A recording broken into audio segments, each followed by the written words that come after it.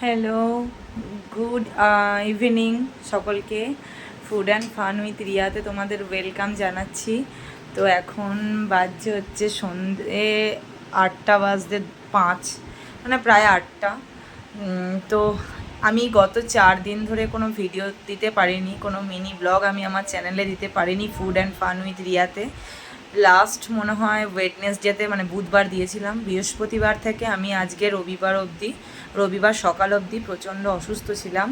তো আজ একটু মানে কিওর হয়েছি, অনেকটাই মানে ভালো হয়েছি। ভীষণ ভীষণ অসুস্থ ছিলাম, যেখানে আমাকে ইঞ্জেকশন পুশ করা হয়েছিল ব্যথার জন্য, বীভৎস পেটে ব্যথা। তো আমার তারপরে অনেকক্ষণ মানে 4 দিন ধরে সাফার, আর ভীষণ মেজাজ খিটখিটে হয়ে গেছিলাম। যা হয় শরীর খারাপ, মানে মানুষের শরীর খারাপ হলে মানুষ যেরকম করে আমি তার থেকেও বেশি হয়ে গেছিলাম। মুড সুইং হচ্ছিল আমার, ভীষণ পেটে ব্যথা করছিল তার কারণে। তো যাই হোক, আমার আজকে হঠাৎ তখন বিকেলবেলা দেখছি যে শরীরটা আজকে একটু বেটার লাগছে। তো তার জন্য আমার হাজব্যান্ড বলল তুমি ইউটিউবে ব্লগ বানাও, আমি ততক্ষণ বাইরে দিয়ে একটু ঘুরে আসি। কারণ আমার হাজব্যান্ড ও নিজেই বলে যে তুমি তো খুব টকেটিভ, তো তুমি তোমার ইউটিউবের বন্ধুদের সাথে কথা বলো। ওই জন্য ওই আমার চ্যানেলটা খুলে দিয়েছে, ওই আমার ইন্সপিরেশন বলতে পারো।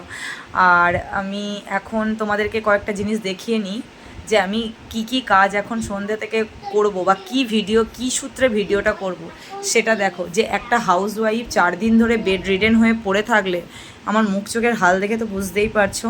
তো আর রোগের কথা তোমাদের বলবো না। যে সাফারটা আমি করেছি, কোনো মেয়েকে যেন এই সাফার করতে না হয়, বা কোনো ছেলেকেও যেন এরকম ধরনের কোনো রকম কোনো সাফার করতে না হয়। আমি ঠাকুরকে অল টাইম ডাকছি প্রচণ্ড পরিমাণে। তো ছাড়ো, বাদ দাও।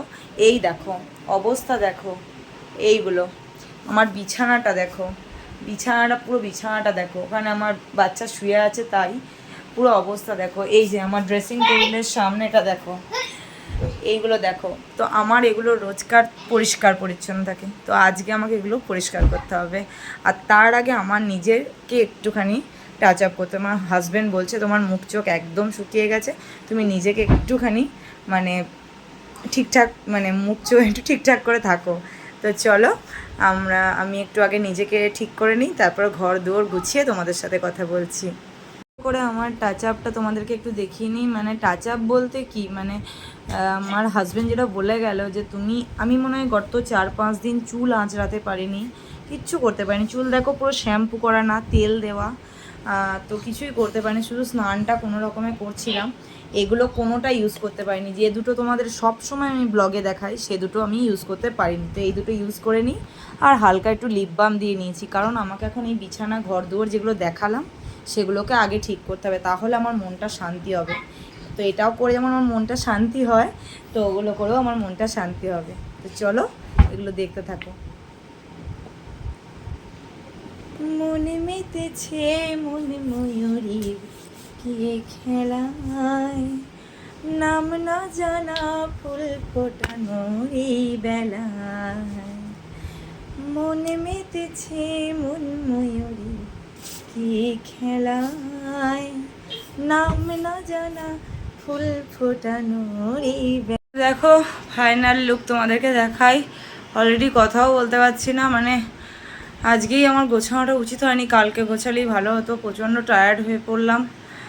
এই যে যে সোফাটা তোমরা দেখেছিলে, কিন্তু তোমরা তো জানো বাঙালি বাড়ির সোফা মানে ওরকম হবে না।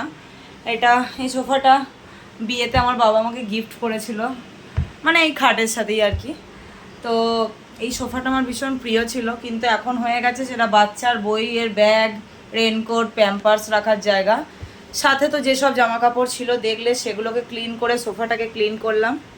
এবার বেডটা, চলো দেখো, বেডটাকে ক্লিন করলাম। এইবারে যেটা তোমাদেরকে দেখাচ্ছি সেটা ক্লিন করলাম হচ্ছে আমার গোলুকে ক্লিন করলাম। গোলুকে ক্লিন করার পরে আমার সমস্ত এগুলোকে ক্লিন করলাম, ডাস্টিং করলাম। আর এই জিনিসটা আমি গতবারে যে 1 মাস আগে বাপের বাড়ি গেছিলাম, আমার বাবা আমাকে গিফট করেছে, এটা মেলা থেকে কিনে এনে। তো কেমন হয়েছে এটা জানিও। তো এটা আমি একটু জ্বালিয়ে রাখলাম। তো দেখো এই পুরোটার ঘরটা এইভাবে আমি ক্লিন করলাম। আর তোমাদেরকে শুধু আর একটু দেখানোর বাকি, যেটা হচ্ছে ওয়ার্ড্রপটা। ওয়ার্ড্রবের ভেতরে তো সব ঢুকিয়ে দিয়েছি। এবার এই যে ড্রেসিং টেবিলের সামনেটা, এখানে জানোই মানে আমার কিছু কিছু জিনিস আছে, বাচ্চা থাকবে মানে ওষুধ তো থাকবেই। প্রত্যেকটা বাঙালি মাদের ড্রেসিং টেবিলে দেখবে তোমরা এরম ওষুধ থাকবেই। আমার নিজস্ব কিছু প্রোডাক্ট আছে মানে। আর এইটা হচ্ছে আমার একটা ব্যাগ, ভ্যানিটি ব্যাগ, যেটার মধ্যে আমার টুকটাক এখান ওখান যাওয়ার জন্য লিপস্টিক, নেল পালিশ। সবসময় আলমারিটা না খুলতে ইচ্ছা করে না, আলমারি খুলে সবসময় কিছু করতে ইচ্ছা করে না। তার জন্য আমি এই যে এই ব্যাগটার মধ্যে টুকটাক সমস্ত কিছু কি আছে তোমাদেরকে আর একদিন ভিডিও করে দেখাবো ব্যাগটার ভেতরে। আর এখানে মিস্টার মুখার্জির চশমা। এই হচ্ছে, এখানটাও গোছালাম, এখানটা নোংরা ছিল। তো এবারে আমি সত্যি সত্যি ভীষণ টায়ার্ড হয়ে গেছি। চলো টাটা বাই। ব্লগটা পারলে রাতে এডিট করে তোমাদেরকে দেব। আর প্লিজ প্লিজ প্লিজ সাবস্ক্রাইব করো আর আমাকে সাপোর্ট করো, লাইক দিও, না হলে আমি এনার্জি পাবো না, এনকারেজ পাবো না, আবার অসুস্থ হয়ে পড়বো। তোমরা নিশ্চয়ই সেটা চাইবে না। আর ওইটা দেখো, দেখতে থাকো। আমার সব থেকে মেন ভালো লাগছে ওই জিনিসটা, কত সুন্দর এটা দেখছি। আর মানে বাবা এত সুন্দরভাবে গিফট করেছে, তো এটা ছবি তুলে বাবাকে পাঠাবো যে আমি সাজিয়েছি।